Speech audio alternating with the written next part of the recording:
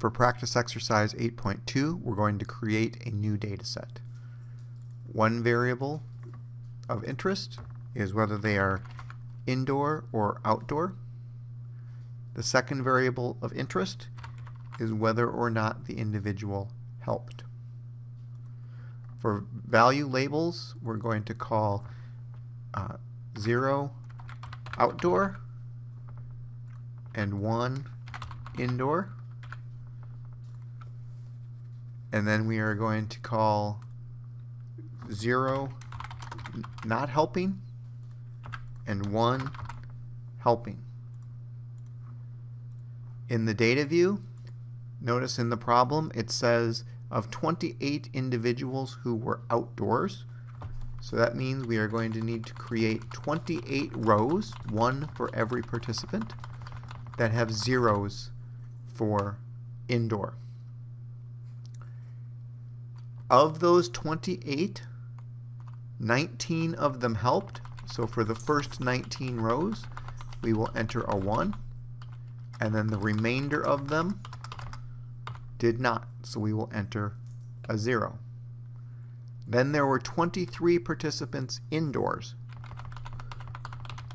So we will put 23 rows of 1s in.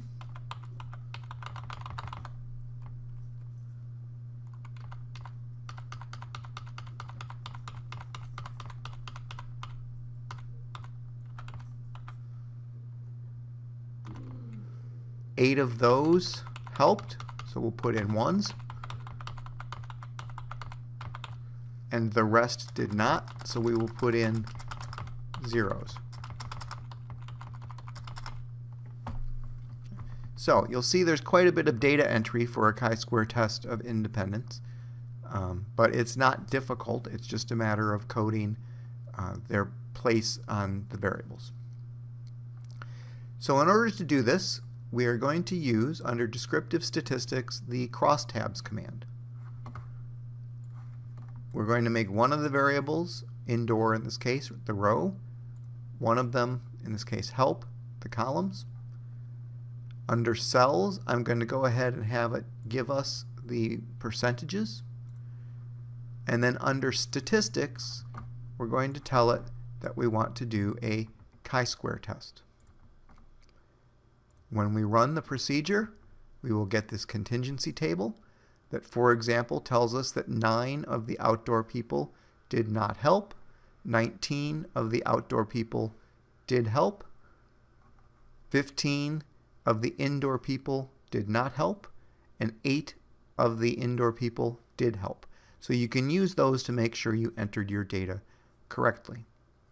It then gives you the percentages of each. So for example, of all the people who were outdoors, 32% did not help and 67.9% did.